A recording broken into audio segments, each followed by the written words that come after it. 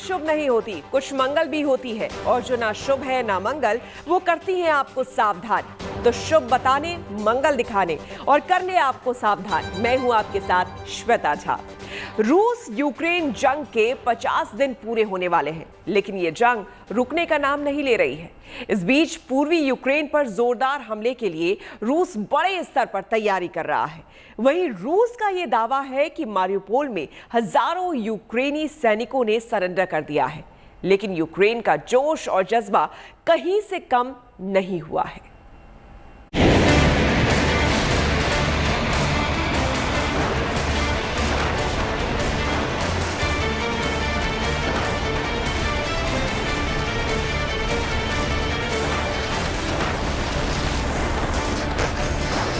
रूस यूक्रेन के बीच चल रही लड़ाई को 50 दिन होने वाले हैं, लेकिन रूसी फौज कीव पर कब्जा जमाने में नाकाम रही है।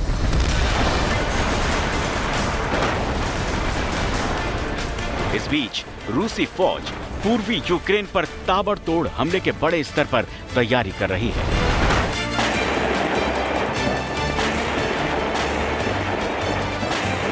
रूसी सेना की इन गतिविधियों की जानकारी सैटेलाइट तस्वीर के जरिए सामने आई। सैटेलाइट तस्वीरों में बेलगोरोद में रूसी काफिले की तैनाती देखी जा सकती है। हम नीपर में हैं इस समय और यहाँ पर सेंट्रल यूक्रेन के एक रेलवे स्टेशन पर अभी बड़ा हमला हुआ है, मिसाइल अटैक हुआ है। यहाँ पर पूरी तरह से रेल व्यवस्था चरमरा गई है। एयरपोर्ट पर 2 दिन पहले हमला हुआ है। तो एक तरह से रूस एक सुनियोजित रणनीति के तहत पहले पूर्व में और अब मध्य में बड़े अटैक्स कर रहा है। धीरे धीरे करके इस देश की सलामी स्लाइसिंग कर रहा है और आगे बढ़ रहा है। रूस का यह भी दावा है कि मारिउपोल में यूक्रेन के हजारों सैनिकों ने सरेंडर कर दिया है। दूसरी तरफ बूचा नरसंहार के बाद हुई आलोचना के बाद भी रूसी सैनिक सुधरते नहीं दिख रहे। अब वो भी आम लोगों को निशाना बना रहे हैं। यूक्रेन के आंतरिक मंत्रालय के मुताबिक रूस ने फिर बर्बरता दिखाई है और रूसी सैनिकों के हमले से बूचा और कीव के दूसरे उपनगरों में करीब 750 लोग मारे गए हैं, जबकि 200 से अधिक लापता हैं। करीब 6 हफ्तों से चल रही इस जंग में अब तक कई लोगों और सैनिकों की मौत हो चुकी है। साथ ही यूक्रेन के कई शहर शमशान में तब्दील हो चुके हैं। पूर्वी यूक्रेन में मारिउपोल गिर गया है। आपने बताया किस तरह से बड़ी संख्या में लोगों ने वहां आत्मसमर्पण किया। जो अज़ोवस्टल का जो इलाका था उसमें करीब 5000 यूक्रेनी सैनिक थे और उन्होंने आत्मसमर्पण किया या वो शहीद हुए और मोबाइल क्रेमेटोरियम्स में बड़ी संख्या में लोगों को अब जलाया जा रहा है। यूक्रेन के राष्ट्रपति ज़ेलेंस्की लगातार रूस के खिलाफ कार्रवाई करने की गुहार लगा रहे हैं और उन्होंने अब आरोप लगाया है कि रूस केमिकल अटैक कर सकता है। लेकिन इस बीच यूक्रेन ने दावा किया है कि रूसी सेना ने कुछ जगहों पर फास्फोरस बम का इस्तेमाल किया है। हालांकि यूक्रेन भी रूस को लगातार कड़ा जवाब दे रहा है।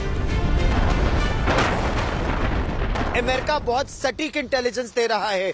रूस के हर कॉन्वॉय पर क्यों टारगेट करने में सफल होता है यूक्रेन? क्योंकि अमेरिकन सैटेलाइट्स और अमेरिकी यूएवीज और अमेरिकी टोही विमान वो पल पल की जानकारी रूस की सेना की मूवमेंट के यूक्रेन की सेना को देते हैं, जिसके आधार पर यूक्रेन की सेना बहुत सटीक वार करने में सक्षम होती है। हालांकि क्योंकि लॉन्ग रेंज मिसाइल्स नहीं है यूक्रेन के पास एक S-300 सिस्टम को छोड़ के, तो परेशानी बहुत ज्यादा यूक्रेन को हो रही है और राष्ट्रपति ज़ेलेंस्की ने बीती रात भी लड़ाकू विमान और S-300 सिस्टम्स की मांग की थी। वहीं रूस का कहना है कि वो ऐसे हथियारों का इस्तेमाल नहीं कर रहा है, सिर्फ सैन्य ठिकानों को ही बमबारी का निशाना बनाया जा रहा है। ये जो आप मेरे पीछे देख रहे हैं, ये फ्लैट, ये कंक्रीट है, पूरा का पूरा फर्श ये जो जमीन में कंक्रीट का बना हुआ है और इम्पैक्ट इतना ज्यादा है कि ये हवा में उछल के गिरा है पूरा टर्रेट टैंक का, जो कि कई टन लोहे का होता है। देखिए कैसे उसने पूरा कंक्रीट फाड़ के जमीन में समा गया है। इतना ज्यादा इम्पैक्ट होता है इन वेपन्स का, जो मॉडर्न वेपन्स हैं, एंटी टैंक वेपन्स हैं। ये पूरा टैंक का टर्रेट है। ये देखिए पूरा टैंक का टर्रेट और एक गन आगे तक वहां जा रही है। ये टैंक का टर्रेट है पूरा और ये मेन गन है इसकी। देखिए सब कुछ पूरा कंक्रीट फाड़ के जमीन में समा गया है और ये इसकी गन, पूरी गन यहाँ तक सॉलिड लोहा जो है पूरा पूरा, ये देखिए किस तरह से जमीन पे समा गया है। ये जेलेंसिया गांव का एक छोर है और पीछे सिर्फ पूरे तबाह हुए गांव हैं। यूक्रेन में तबाही की ये तस्वीरें बताती हैं कि वहां के हालात कितने बदतर हो चले हैं, जहां युद्ध के तांडव में सब कुछ स्वाहा हो रहा है। मैं इस वक्त एक टैंक पिट में हूँ।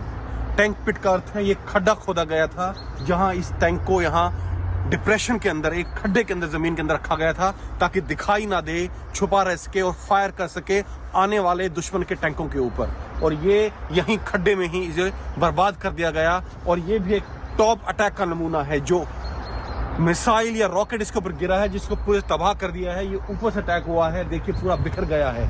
और यही वो टैंक है जिसका टर्रेट हमने आपको दिखाया था। यहाँ से कम से कम 400 मीटर दूर जाके 100 मीटर के आसपास दूर जा गिरा है, जमीन में धंस गया पूरी तरह से। और ये पूरा पूरा देखिए पिट के अंदर ही ये पूरा डिस्ट्रॉय हो गया है। इसके व्हील्स देखिए कितना दूर दूर जाके गिरे हैं, वहां तक दूर दूर तक इसके व्हील्स बिखरे पड़े हैं।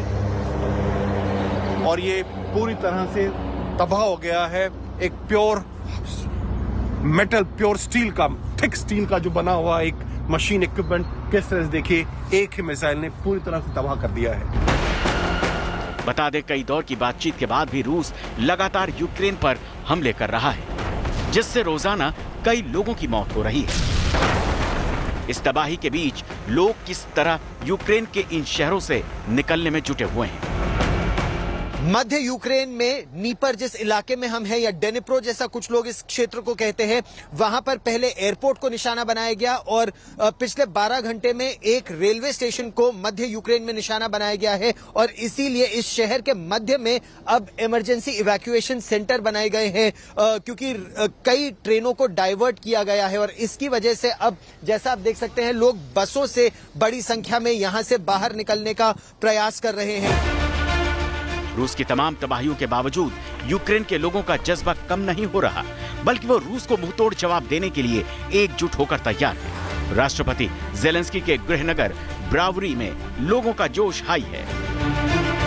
आपको हम बताने की कोशिश कर रहे हैं इस मैप के जरिए कि हम लोग किधर हैं। ये आप देखिए नीप्रो जो पूरा इलाका है, राज्य है, यहाँ पे उसको ओब्लास्ट कहते हैं।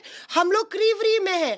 क्रीवरी आप देखिए खेरसोन से बिल्कुल सटा हुआ है, खेरसोन से सटा हुआ, और यहाँ पे 50 किलोमीटर की दूरी पर रूसी फोर्स रुकी हुई है। क्रीवरी राष्ट्रपति जेलेंस्की का भी राज्य है। यहाँ पे लगातार लड़ाइयाँ चल रही हैं और लगातार क्रीवरी को पाने की कोशिश हो रही है। सी के रास्ते से जो यातायात था वो बिल्कुल रुक गया है। ये इकोनॉमिक हब है, इस्पात का सेंटर है, इसलिए इसको टारगेट बनाने की पूरी तरह से कोशिश हो रही है।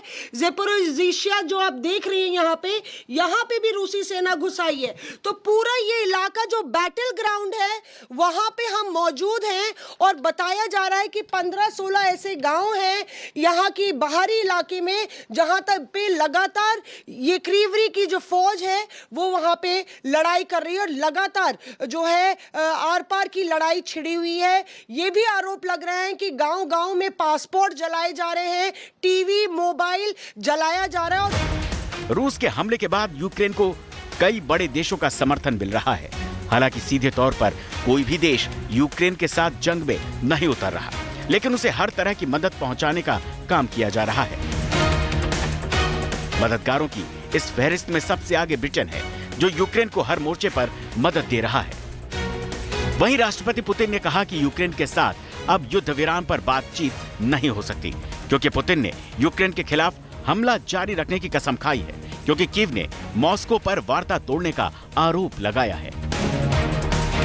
यूक्रेन के ब्रावरी से मौसमी सिंह और राजेश पवार के साथ नीपर से गौरव सावंत, गुड न्यूज टुडे।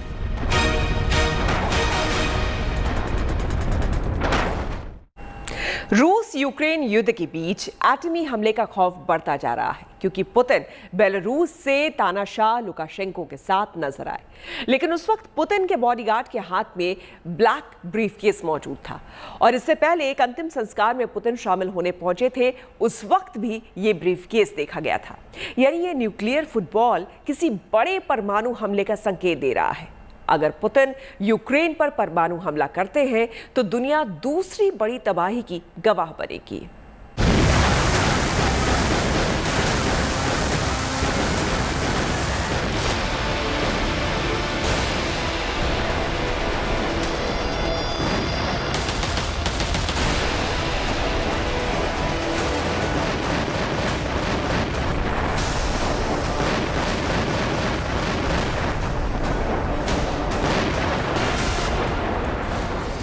रूस यूक्रेन जंग के 50 दिन पूरे होने वाले हैं, लेकिन रूस का कीव पर कब्जे का सपना अभी भी पूरा नहीं हुआ है, जिसकी वजह से पुतिन की झुंझलाहट बढ़ती जा रही है और अब पुतिन खुलेआम परमाणु शक्ति का प्रदर्शन कर रहे हैं। रूस के अमूर में वोस्तोचनी स्पेस सेंटर में पुतिन अपने दोस्त बेलारूस के तानाशाह अलेक्जेंडर लुकाशेंको के साथ नजर आए। ये वही लुकाशेंको हैं जिन्होंने रूसी सैनिकों को यूक्रेन पर हमले के लिए अपनी जमीन मुहैया कराई। लेकिन इन दोनों नेताओं के साथ वो न्यूक्लियर फुटबॉल भी था जो पूरी दुनिया में तबाही ला सकता है।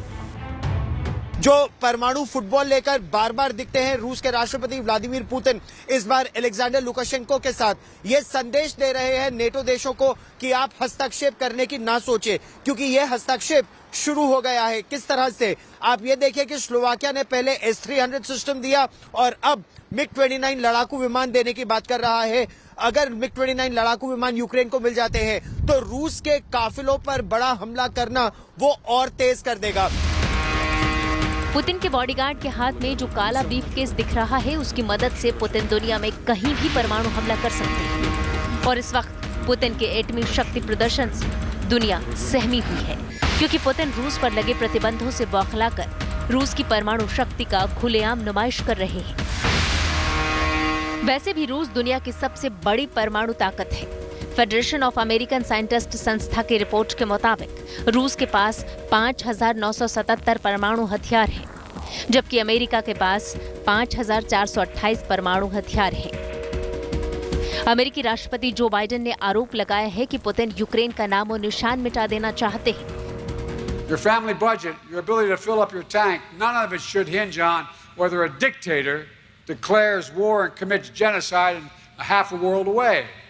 To help deal with this Putin price hike, I've authorized the release of 1 million barrels per day for the next 6 months from our Strategic Petroleum Reserve. This is by far the largest release of our national reserve in history. जहां एक तरफ America Putin पर बरस रहा है, वहीं दूसरी तरफ पुतिन दुनिया को रूस की परमाणु ताकत दिखा रहे हैं। पिछले हफ्ते एक दक्षिणपंथी नेता के अंतिम संस्कार में भी जब पुतिन पहुंचे और उस वक्त भी उनके बॉडीगार्ड के हाथ में ये न्यूक्लियर फुटबॉल था। 7 दिनों के अंदर पुतिन दूसरी बार एटमी ब्रीफकेस के साथ दिखे हैं। यानी पुतिन जहां भी जाते हैं, तबाही का ये सामान उनके साथ साथ चलता है। और अब डर इस बात का है कि अगर पुतिन को रूस के अस्तित्व पर खतरा नजर आया तो परमाणु हमले का सिग्नल देने में देर नहीं करेंगे, क्योंकि रूस पहले ही ये इरादा जता चुका है कि अगर उसके अस्तित्व पर संकट मंडराएगा तो रूस परमाणु हमला करने में देर नहीं लगाएगा। Bureau report, good news today.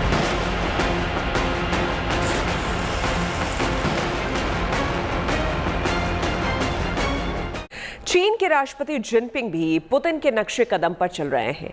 रूस यूक्रेन जंग के बीच अटकलें तेज है कि चीन भी रूस की तरह ताइवान पर हमले की तैयारी कर रहा है। ऐसे में बड़ा सवाल यह है कि क्या ताइवान दूसरा यूक्रेन बनेगा?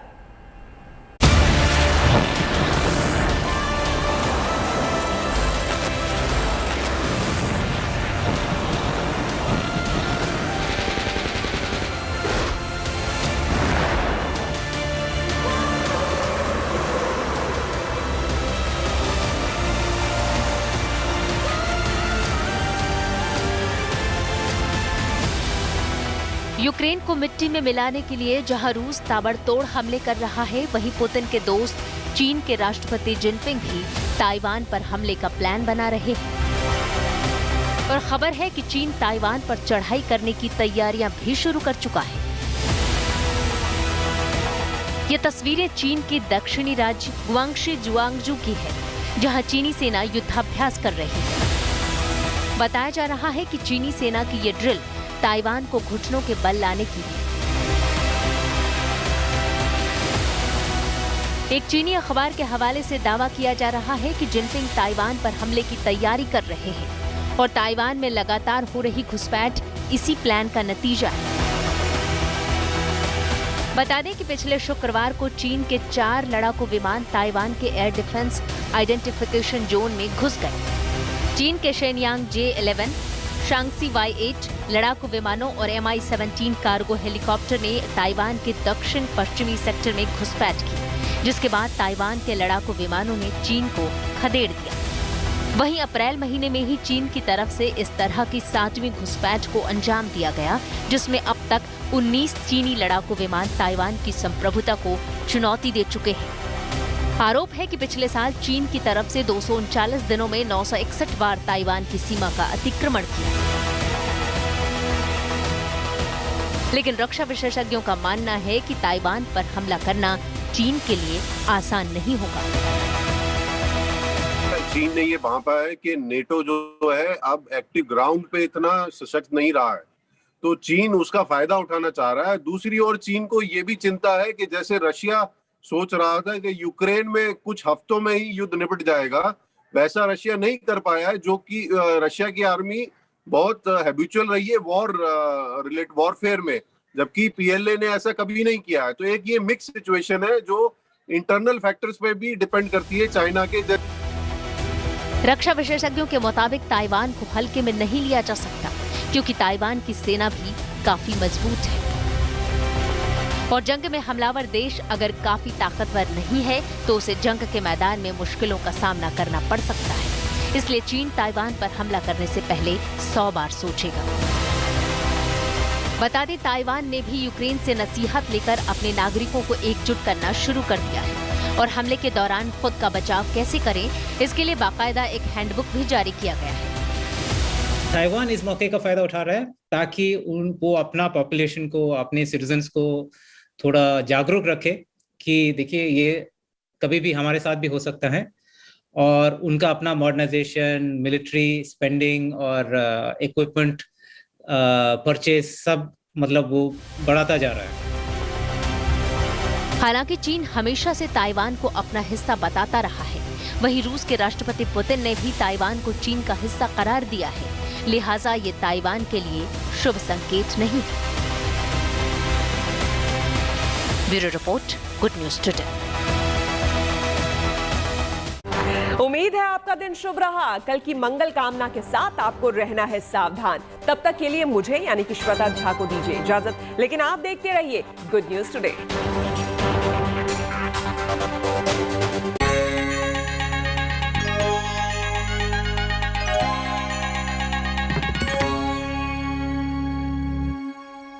एक नहीं